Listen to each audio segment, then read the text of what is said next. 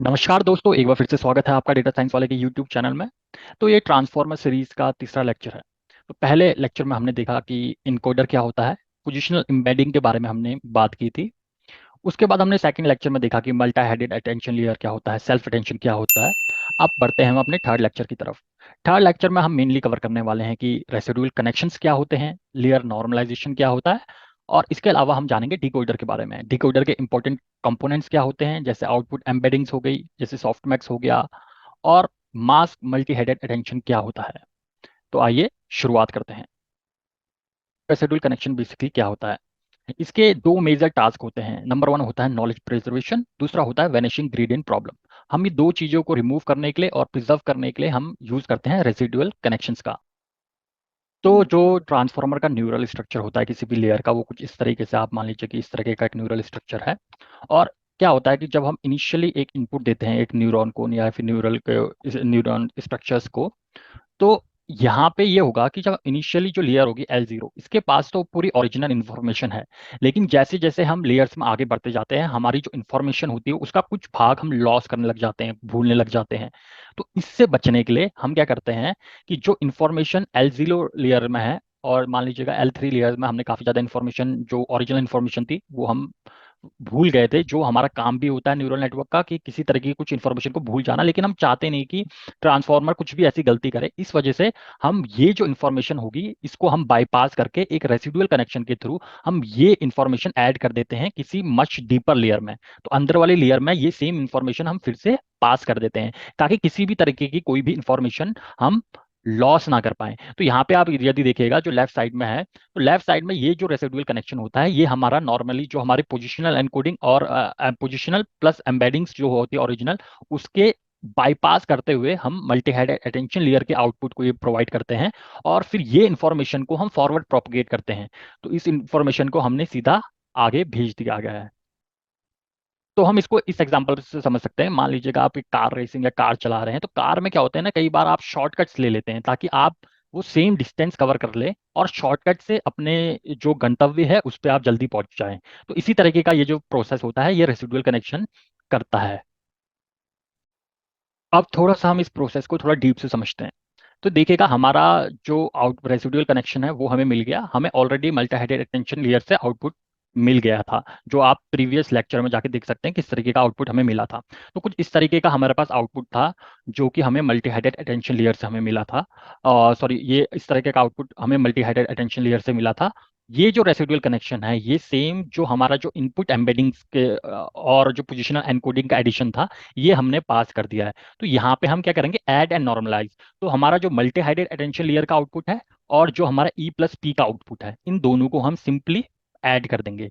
तो हमने जब इन दोनों को हम ऐड कर रहे हैं, मल्टी हाइडेड अटेंशन लेयर का आउटपुट और एम्बेडिंग और पोजिशनल एम्बेडिंग का आउटपुट, तो हमें कुछ इस तरीके का मास्क कन्वर्ज फास्ट और मोर स्टेबल एक मैट्रिक्स प्रोवाइड होती है। तो ये हमने इसका पहला भाग कर लिया, जहाँ पे हमें दो मैट्रिक्स को ऐड करना था। अब इसमें सेकंड कॉन्सेप्ट आता है नॉर्मलाइजेशन का। तो नॉर्मलाइजेशन का मतलब क्या है? ये देखिएगा, हमारा जो डेटा है वो कुछ यदि मैट्रिक्स है हमारा कुछ इस तरीके का दिख रहा है। मान लीजिएगा 7x5 का मैट्रिक्स है और इसके अंदर जो सेल्स में वैल्यूज हैं वो कुछ इस हिसाब से हैं। तो इसमें हमें बेसिकली नॉर्मलाइजेशन का फॉर्मूला लगाना है। अब हम नॉर्मलाइजेशन का फॉर्मूला क्या होता है, जो भी हमारे यहाँ पे वैल्यू होगी उसको हम उसके मीन से माइनस करेंगे, डिवाइड करेंगे root of square of standard deviation, plus एक हम एप्सिलॉन, एक हम टर्म इसके साथ ऐड करते हैं, ताकि ये जो वैल्यू हो ये कभी भी जीरो ना हो। तो ये जो वैल्यू होती है पॉइंट पॉइंट 000 समथिंग होती है, ताकि ये जो नीचे वाली वैल्यू है कभी भी जीरो ना आ पाए। तो यहाँ पे देखिएगा, ये हमारा मीन हो गया, और ये हमारा जो हमने एडिशनल टर्म लिया है, ताकि जो हमारा डिनोमिनेटर पार्ट है वो कभी जीरो ना आए। तो इस हिसाब से हमें पहले वाले सेल के लिए एक नॉर्मलाइज वैल्यू मिली 0.71। अब ऐसे ही हम सारे सेल्स के लिए एक वैल्यू निकाल देंगे। तो हमने ऐड एंड नॉर्मलाइज कर लिया। अब ये जो पूरा मैट्रिक्स थी, इसको हम फीड फॉरवर्ड लेयर में भेजते हैं। अब फीड फॉरवर्ड लेयर क्या है? ये एक बंच है जहाँ पे हम लीनियर लेयर को ऐड करते हैं, वैल्यू एक्टिवेशन फंक्शन को ऐड करते हैं, और फिर एक लीनियर लेयर से हम गुजारते हैं। उसके बाद सेम ऐड एंड नॉर्मलाइज और एवरीथिंग जो भी चीज रहेगी इसमें सेम रहेगा, जैसे हमने यहाँ पे डायग्राम पे देख पा रहे हैं। अब यहाँ पे एक चीज मिसिंग है कि वैल्यू एक्टिवेशन फंक्शन क्या होता है। लीनियर लेयर के बारे में मैंने आपको एपिसोड 1 में पूरी तरीके से जानकारी दे दी है। तो इसमें एक्टिवेशन फंक्शंस के लिए मैं चाहूंगा कि एक सेपरेट वीडियो बनाई जाए। हालांकि ये इतना ज़्यादा कॉम्प्लेक्स नहीं है, आपको यूट्यूब में बहुत अच्छी अच्छी वीडियो मिलेंगी कि किस तरह से एक्टिवेशन फंक्शन काम करते हैं, तो आप वहां से जाके भी रेफर कर लीजिएगा। और इसी के साथ जो हमारा ट्रांसफार्मर का एनकोडर का पार्ट है ये पूरी तरह से समाप्त हो जाता है। अब हम चलते हैं ट्रांसफार्मर के डिकोडर पार्ट की तरफ। देखिए, जो डिकोडर होता है वो लगभग लगभग सिमिलर होता है। जो उसके कंपोनेंट्स होते हैं, जो हमारे एनकोडर के पास से लगभग सेम कंपोनेंट्स होते हैं। कुछ एक चुनिंदा कंपोनेंट्स होते हैं जो थोड़ा सा वैरी करते हैं, जैसे कि आउटपुट एम्बेडिंग्स उसमें ऐड होती हैं, मास्क मल्टा हेडेड अटेंशन लेयर उसमें ऐड होती है, और एक सॉफ्ट मैक्स फंक्शन है जो यहाँ पे एक्स्ट्रा दिया जा रहा है। इसके अलावा इसमें देखिए ऐड एंड नॉर्मलाइजेशन सेम है, फीड फॉरवर्ड सेम है, मल्टी हेडेड अटेंशन लेयर ये सेम है, पोजिशनल एनकोडिंग और जो नॉर्मली हम एडिशन कर रहे हैं मैट्रिसेस का वो सारी चीजें सेम है। तो आइए हम जानते हैं इन सारे कंपोनेंट्स को एक एक करके। अब देखिएगा, जहाँ पे हमारे पास इनकोडर था, इनकोडर एक ही इनपुट ले रहा था और वो अपना एक आउटपुट, एक मैट्रिक्स वो अपने आउटपुट में जनरेट कर रहा था। लेकिन जब हम बात करते हैं डिकोडर की, तो डिकोडर दो इनपुट लेता है और वो एक आउटपुट जनरेट करता है। अब ये दो इनपुट कौन से वाले हैं? तो इसमें दो इनपुट होते हैं, एक हमारा एनकोडर का क्वेरी और की, जो हमारा लास्ट में जो हमारा एनकोडर का आउटपुट है उसको हम दोबारा से कन्वर्ट करते हैं क्वेरी और की में। अब क्वेरी एंड की क्या होती है, इसको मैंने इनिशियली जो अपनी वीडियो थी उसमें सेकंड वाली वीडियो में मैंने बता रखा है कि क्वेरी क्या होती है, की क्या होती है, वैल्यू क्या होती है। तो यहाँ हम केवल क्वेरी और की बात कर रहे हैं। तो याद रखिएगा, जो एनकोडर का आउटपुट होता है उसको हम क्वेरी और की में कन्वर्ट करते हैं, और ये वन ऑफ द इनपुट होता है हमारी डिकोडर का। इसके अलावा एक और हमारे पास इनपुट होता है। वो क्या इनपुट होता है? जो भी हमारा प्रीसीडिंग आउटपुट होता है, यानी कि पिछला वाला आउटपुट होता है डिकोडर का, वो भी फैच किया जाता है हमारे डिकोडर में, यानी कि वो अपना ही आउटपुट अपने लिए next time as a input लेके जाता है। तो ये दो तरीके के जो इनपुट्स हैं जो डिकोडर को मिलते हैं। अब हम इन सबको एक एक करके, तो इसको समझने के लिए हम कुछ ऐसे समझ सकते हैं कि जब भी हमारा जो डिकोडर होता है वो स्टार्ट होता है तो एक स्टार्ट टोकन जनरेट करता है।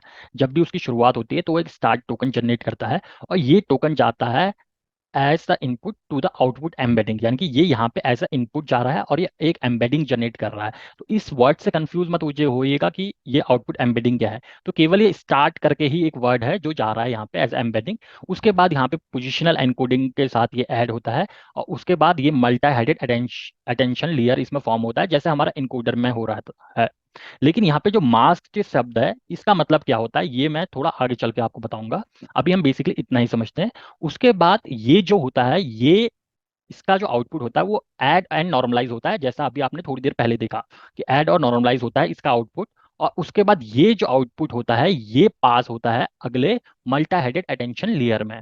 तो यहाँ पे देखिएगा, यहाँ पे जो डिकोडर था, डिकोडर के मल्टा हेडेड अटेंशन लेयर में हमें तीन तरीके के इनपुट चाहिए थे। दो, एक ये है क्वेरी की जो कि हमारा एनकोडर से आ रहा है, और जो तीसरा यहाँ पे ऐड एंड नॉर्मलाइज होके आ रहा है इसको हम कहेंगे वैल्यू। और ये तीनों ऐसा इनपुट जा रहे हैं हमारे मल्टा हेडेड अटेंशन लेयर में। तो अब हम चलते हैं और बढ़ते हैं आगे की तरफ।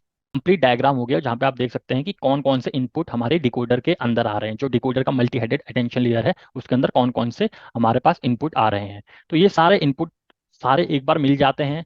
तीन इनपुट इसने दे दिए हैं, उसके बाद सेम चीजें शुरू होती हैं, add and normalise, feed forward, add and normalise, और ये ऐसे ही करके हमारी जो चीजें होती हैं वो चलती रहती हैं। लेकिन इसमें एक इंटरेस्टिंग सा कॉन्सेप्ट आता है हमारा लीनियर का। ठीक है, अब इस लीनियर के कॉन्सेप्ट को समझते हैं।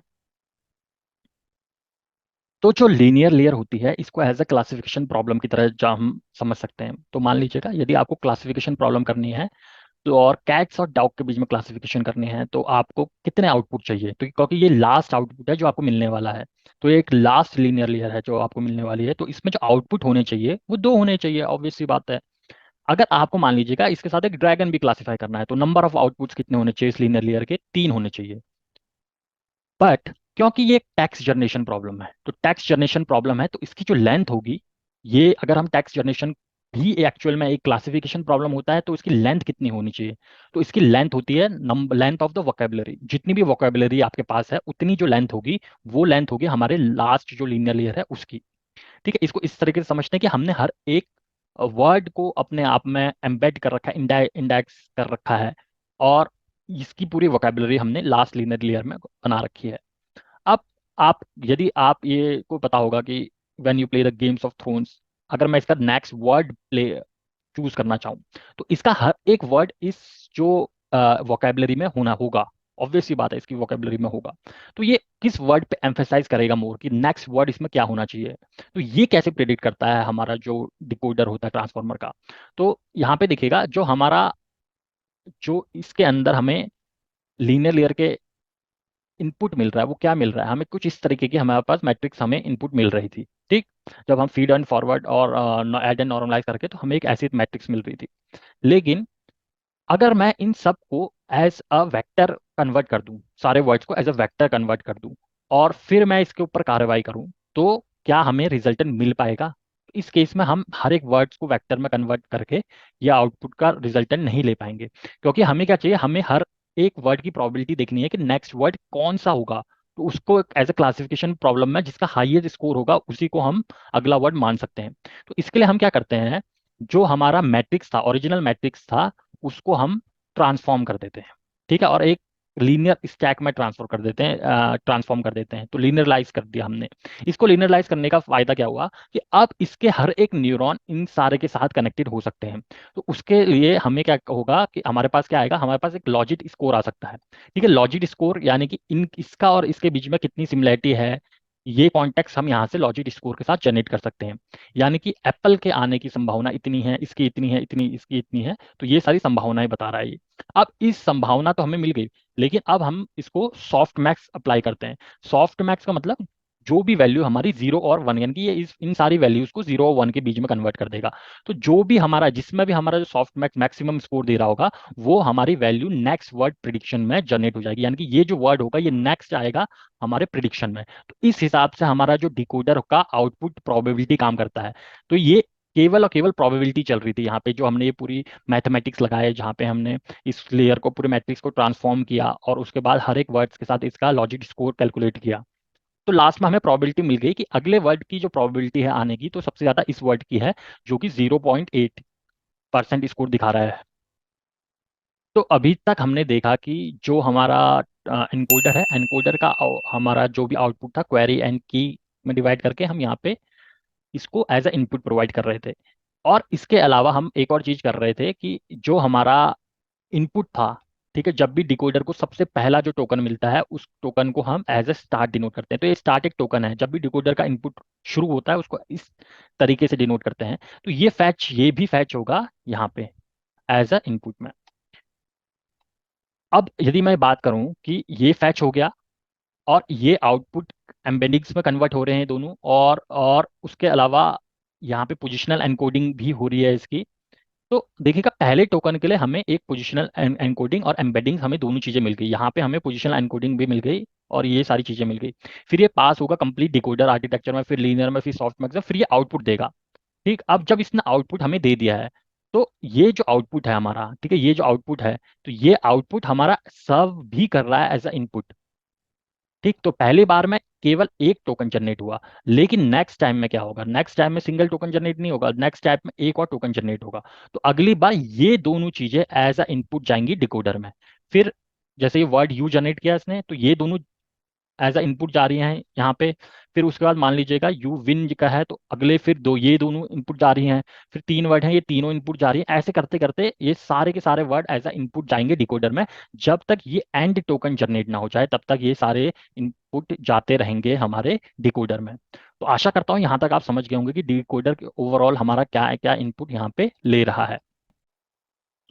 तो अब हम बात करते हैं मास्किंग की। मास्किंग एक्चुअल में होता क्या है।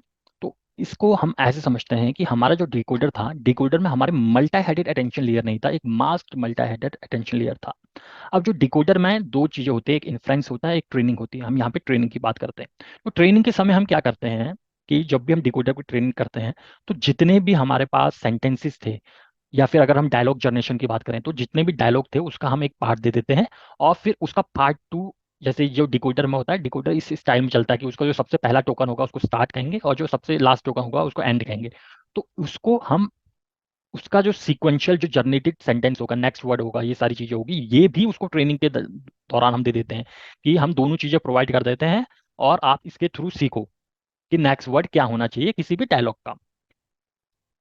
तो मान लीजिएगा कि आपके पास एक डायलॉग है, ठीक है, फूल नो मैन कैन किल मी, ऐसे करके। तो ये डायलॉग क्या करेगा, ये जाएगा एनकोडर में, और फिर इस एनकोडर का जो आउटपुट होगा वो डिकोडर के इनपुट में जाएगा, और उसके बाद ये डायलॉग जनरेट करके देगा। लेकिन एक बात बताओ, मैंने अभी आपको कहा था ये डायलॉग तो इस डिकोडर में ट्रेनिंग के दौरान ही यूज हो रहा है, लेकिन एक्चुअली में ऐसा नहीं है कि पूरा का पूरा जो डायलॉग होता है वो ट्रेनिंग के दौरान यूज किया जाता है। क्योंकि एक टीचर जो होता है ना, टीचर को पता है सारे आंसर, लेकिन वो पहले बच्चे से कहता है यार एक बार तुम ट्राई करके देखो कि तुम क्या कहते हो कि इसका नेक्स्ट डायलॉग का सेकंड पार्ट क्या होना चाहिए। ठीक। तो वो चीटिंग अलाउ नहीं करता, लेकिन अगर आप टीचर से पूछोगे तो वो बता देगा। तो उस तरीके का कुछ होता है। तो देखिएगा, तो यहाँ पे जो एनकोडर होता है, एनकोडर का यहाँ पे आउटपुट आ गया डिकोडर के इनपुट में, और एक स्टार्ट टोकन भी हमें डिकोडर के अंदर डाल दिया हमने। और मान लीजिएगा कि हमने जो ये आउटपुट था डिकोडर का उसको यू कर दिया, हमने जनरेट किया यू। फिर हमें टीचर दिखाता नहीं नहीं नहीं भाई, ये यू नहीं होना चाहिए था, ये आई होना चाहिए था, आपको आई जनरेट करना था, आपने यू जनरेट कर दिया। तो यहाँ पे हमने क्या चीजें थोड़ी गलत जनरेट कर दी। तो इस चीज को हम कैलकुलेट करते हैं कि हम कितनी गलती करते हैं। तो इसमें हम प्रोबेबिलिटी ऑफ प्रिडिक्शन और प्रोबेबिलिटी ऑफ ट्रूथ, यानी कि पूरा जो हम अपना क्रॉस एंट्रोपी लॉस है उसको प्रिडिक्ट करते हैं, और हम देखते हैं हमारा जो मॉडल है कितनी इनएक्यूरेट हो रहा है। ठीक है, तो हमें अपने मॉडल को बेहतर से बेहतर जान बनाना है कि लॉस हमारा जो है कम से कम हो। तो ये था हमारा कंप्लीट मास्किंग, कि मास्किंग क्या होता है, इसको हमने थोड़ा सा हमने ओवरव्यू लिया। अब हम एक बार मैं दोबारा से हल्का सा आपको रिवाइज कराता हूँ जो हमने अपने सेकंड लेक्चर में देखा था कि मल्टी हेडेड अटेंशन लेयर क्या होता है। ठीक है, तो वो सिंपल से क्वेरी की अर्न वैल्यू का के तीन लीनियर लेयर हैं, जिसको हम मैट्रिक्स मल्टीप्लिकेशन करते हैं, स्केल करते हैं, सॉफ्टमैक्स अप्लाई करते हैं, फिर दोबारा मैट्रिक्स मल्टीप्लिकेशन करते हैं, फिर कॉन्केटेनेट करके लीनियर लेयर में दे देते हैं। लेकिन अब इसमें थोड़ा सा जो हमारा mask multi headed attention layer है, इसमें थोड़ी सी चीजें जो होती हैं वो डिफरेंट आ जाती हैं। तो ये हमारा जो यहाँ पे दिखेगा सॉफ्ट मैक्स फंक्शन यूज करके, जैसे ये हमारे पास इनका हमारा आउटपुट स्केल्ड आउटपुट मिल गया, उसके अगर मैं सॉफ्ट मैक्स भी यूज कर लूँ तो हमें कुछ इस तरीके की वैल्यू निकल मिल जाएंगी। लेकिन जो डिकोडर होता है उसका पहला टोकन स्टार्ट होता है, दूसरा टोकन एंड होता है। हम इसी तरीके का एक मल्टी अटेंशन लेयर बनाएंगे, लेकिन जो भी फ्यूचर वर्ड्स होंगे हम इसको मार कर देंगे माइनस इन्फिनिटी, यानी कि जो अभी तक आपने आपने प्रिडिक्ट नहीं किया है उसको हम माइनस इन्फिनिटी बना देंगे, और उसके अलावा बाकी सारी वैल्यूज को हम जीरो दे देंगे। यानी कि जो हमारा मेन अटेंशन लेयर था, जैसे mask multi headed attention layer में मिल रहा था, sorry multi headed attention layer में मिल रहा था, तो वैसा अटेंशन फिल्टर ही जनरेट करेंगे। उसके साथ हम एक और फिल्टर मास्क फिल्टर को ऐड कर देंगे, जहां पे जो भी फ्यूचर वैल्यूज होंगी, जैसे आई का जो भी फ्यूचर वैल्यू होंगे, स्टार्ट का फ्यूचर टोकन क्या है, आई, स्टार्ट के बाद आई आ रहा है। ठीक है, आई का फ्यूचर टोकन एम है, एम का फ्यूचर टोकन नो है। तो ये सारे जो फ्यूचर वर्ड्स होंगे उनको हम इन्फिनिटी मार्क कर देंगे, और बाकी सारी वैल्यूज को हम जीरो कर देंगे। तो इससे होगा क्या, इससे ये होगा कि जो हमारी वैल्यूज होंगी जब तक वो जनरेट नहीं हुई हैं, तो उसके आगे वाली वैल्यूज क्या क्या हो जाएंगी, इनफाइनाइट। ठीक, जब हम सॉफ्ट मैक्स यूज करते हैं तो सॉफ्ट मैक्स में जो सारी वैल्यूज होती हैं वो 0 और 1 के बीच में यूज होती हैं, क्योंकि हम सॉफ्ट मैक्स फंक्शन यहाँ पे यूज कर रहे हैं। तो इसमें जो इनफाइनाइट होता है, माइनस इन्फिनिटी के सबसे क्लोजेस्ट 0 और 1 के बीच में क्या आएगा, जीरो आएगा। तो ये जीरो हो जाता है, और बाकी सारी वैल्यूज जो अपने रिलेटेड नंबर्स के बीच में है वो वहाँ पे वैल्यूज आ जाती हैं। तो याद रखिएगा कि जो भी टोकन होगा, जैसे 1 के आगे वाला जो सारे टोकन होंगे उसके जो इसके प्रिडिक्ट करने वाले होंगे, तो उनकी वैल्यू क्या हो जाएगी, जीरो हो जाएगी, या सॉरी आई के आगे वाला।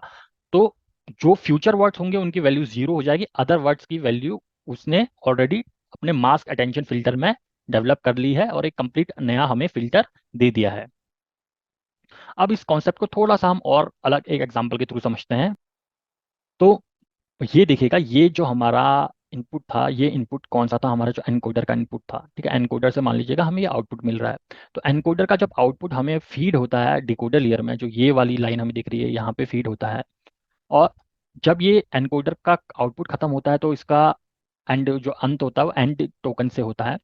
और इसको हम ऐसे भी समझ सकते हैं कि पहला टाइम स्टैम्प टी जीरो पे, यानी कि जो पहला टाइम स्टैम्प था वो यहाँ पे खत्म हो गया, टी जीरो पे ये खत्म हो गया।